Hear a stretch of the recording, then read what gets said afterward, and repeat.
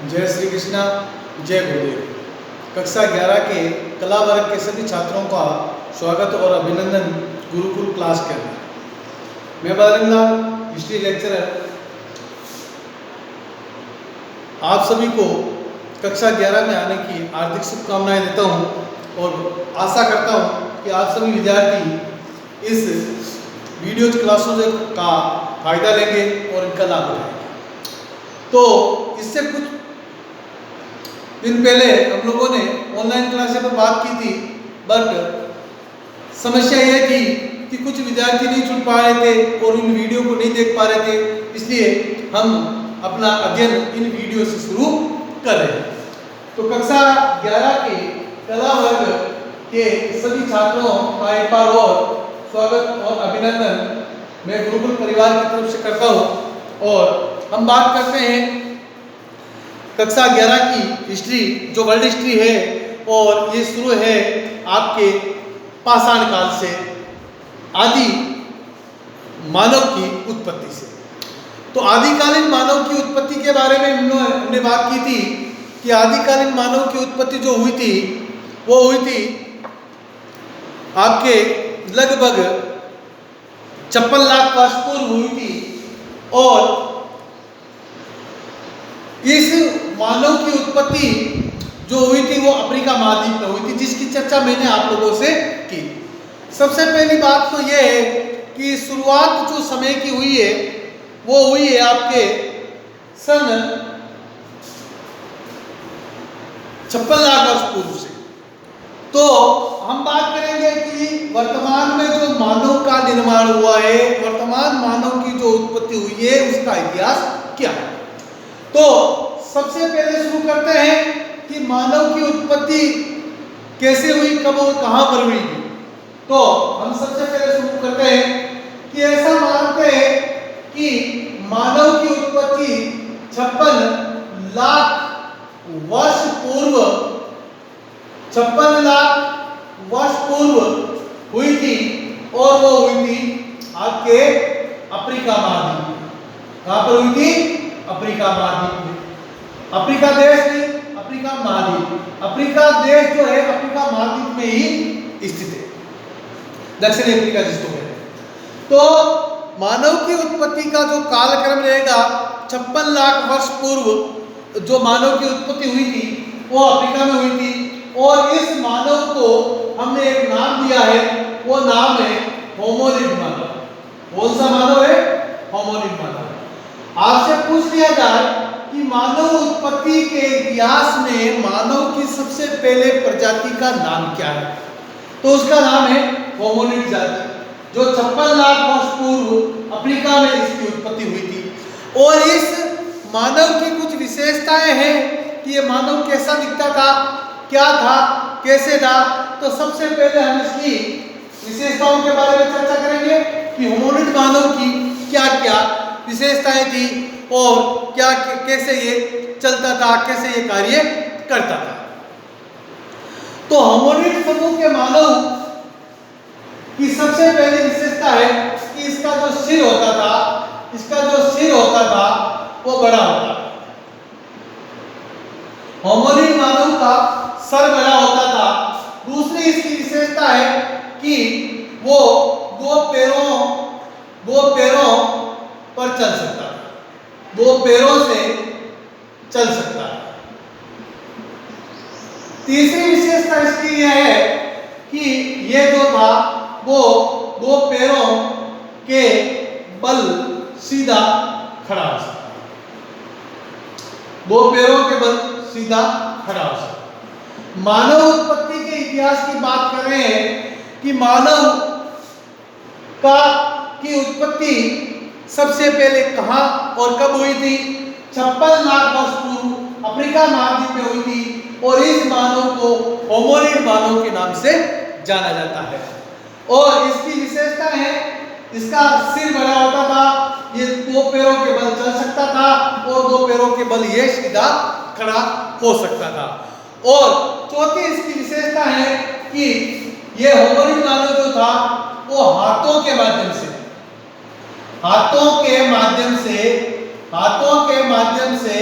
वो वह जो था वो औजारों का निर्माण करता था ताकि वो अपना शिकार कर सके और अपना भरण पोषण कर सके। तो हाल ही में हमने जो पढ़ा है उसको मैं आपको सामने रखता हूं कि मानव की उत्पत्ति 56 लाख वर्ष पूर्व अफ्रीका महाद्वीप में हुई थी और इस मानव को हम होमोनिड के नाम से जानते हैं और इसकी 4 महत्वपूर्ण विशेषताएं हैं। इसका सर बड़ा होता था, 2 पैरों से चल सकता था, 2 पैरों के बल खड़ा हो सकता था और हाथों के माध्यम से वह अपने औजारों का निर्माण कर सकता था जिससे वो शिकार कर सके। अब हम बात कर सकते हैं कि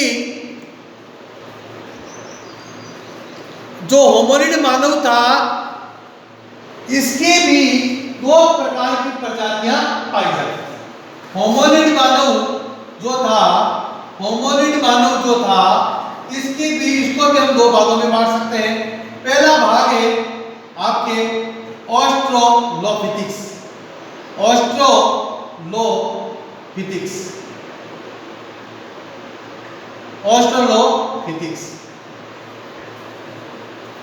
होमोनिड मानव की प्रजाति को 2 भागों में बांटा गया है। पहला भाग का नाम है ऑस्ट्रोलोपिथिक्स और दूसरे भाग का नाम है होमो।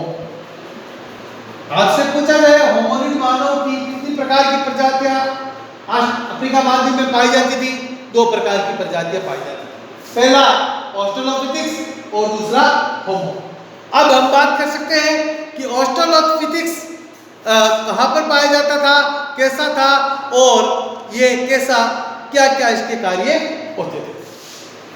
तो सबसे पहली बात है कि इस ऑस्ट्रोलोपिथिक्स मानव जो था ये इसके शब्दों का अर्थ निकालते हैं, ऑस्ट्रल और फिथिक्स।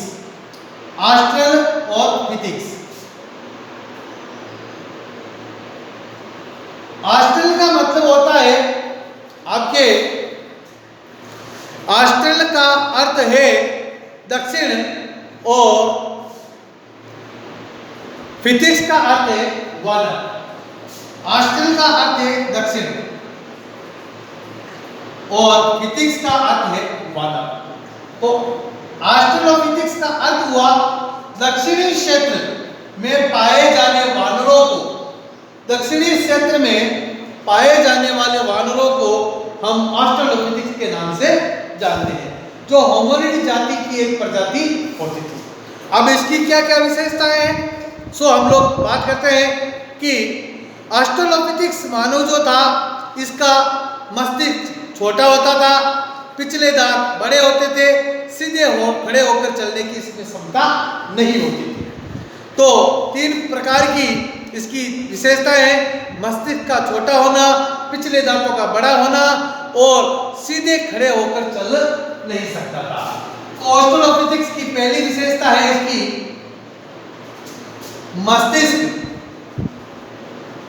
मस्तिष्क जो होता था इसका छोटा होता था। किसकी अपेक्षा? होमो की अपेक्षा। दूसरी इसकी विशेषता है इसके पिछले वाले दांत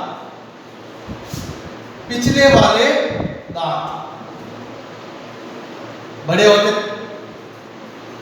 और तीसरी इसकी विशेषता है कि ये सीधे खड़ा नहीं हो सकता, यानी कि ये कुछ हद तक 2 पैरों पर चल सकता था लेकिन एकदम स्ट्रेट सीधा नहीं हो सकता था, थोड़ा झुका हुआ चलता था ऐसे। तो ये ऑस्ट्रोलोपिथिक्स मानव जो था यह आपके ऑस्ट्रल यानी कि दक्षिण में पाए जाने वाला एक प्रकार का वानर था, जो आदि मानव था, जिसकी 3 विशेषताएं मैंने आपको बताई है, मस्तिष्क का छोटा होना, पिछले दांत बड़े होना और सीधे खड़े होकर के नहीं चल सकता था। इसके बाद आगे हम बात करते हैं कि ऑस्ट्रोलोपिथिक्स के बाद में आपके होमो प्रजाति, ये इसकी उत्पत्ति 25 लाख वर्ष पहले हुई मानी जाती है और उत्तरी ध्रुवीय क्षेत्र में हुई मानी जाती है, और जहां जंगल धीरे धीरे बर्फ पिघल गई और जंगल जंगलों में ये रहता था और ये एक प्रकार का आपके ऑस्ट्रेलोपिथेकस का ही दूसरा रूप था। तो इसकी विशेषता ये बताई जा सकती है कि ये होमो नामक प्रजाति जो थी ये ऑस्ट्रेलोपिथेकस की अपेक्षा इसका सिर बड़ा होता था और ये जैसे ध्रुवीय क्षेत्र में रहता था 25 लाख वर्ष पूर्व मानते हैं इसकी उत्पत्ति हुई थी। 25 लाख वर्ष पूर्व इसकी उत्पत्ति हुई थी और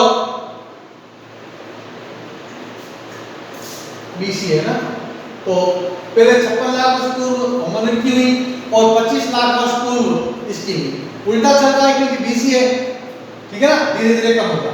तो होमो प्रजाति की उत्पत्ति 25 लाख वर्ष पूर्व हुई थी और इसका सर बड़ा होता था और वे ध्रुवीय क्षेत्रों में निवास करता था। जैसे जैसे आपके बर्फ ज्यादा होती तो वो निचले क्षेत्र में आ जाता, मैदानी भाग में आ जाता और वो अपना शिकार के माध्यम से अपना भरण पोषण करता था। इसके बारे में आगे हम बात करते हैं कि होमो की प्रजातियां, होमो लैटिन भाषा का एक शब्द है जिसका अर्थ होता है आदमी।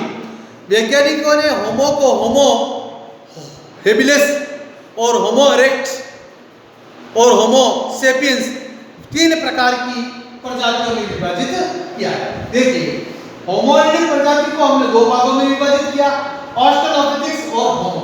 अब हम बात करते हैं कि उसी होमो प्रजाति को हमने वैज्ञानिकों ने 3 भागों में विभाजित किया है। सबसे पहला है होमो हेबिलिस, होमो हेबिलिस। दूसरा है होमो इरेक्टस और तीसरा है होमो सेपियंस। देखिएगा धीरे धीरे मानव की प्रजातियां विभाजित हो रही है। सबसे पहले होमोनिड जाति को 2 भागों में विभाजित किया, ऑस्ट्रेलोपिथेकस और होमो। इसके बाद में अब हम बात करते हैं कि होमो प्रजाति को भी 3 भागों में विभाजित किया है, होमो हेबिलिस, होमो इरेक्टस और होमो सेपियंस। अब हम बात करते हैं कि ये होमो इरेक्टस जाति क्या थी, होमो हेबिलिस जाति क्या थी और होमो सेपियंस जाति क्या थी। तो होमो हेबिलिस जाति जो थी उसका अधिकांश कार्य था औजारों का निर्माण करना या औजार बनाना।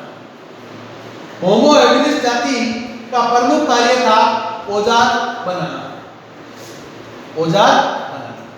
इसके बाद में होमो इरेक्टस जाति का प्रमुख कार्य था कि ये सीधे खड़े होकर पैरों के बल चलने वाले व्यक्ति होते। सीधे खड़े होकर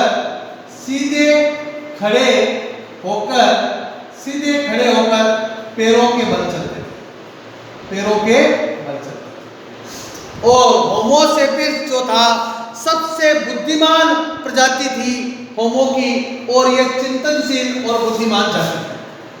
होमो सेपियंस चिंतनशील प्रजाति और बुद्धिमान जाति थी, जो चिंतन कर सकती थी और सोच सकती थी। यह इस प्रकार की प्रजाति।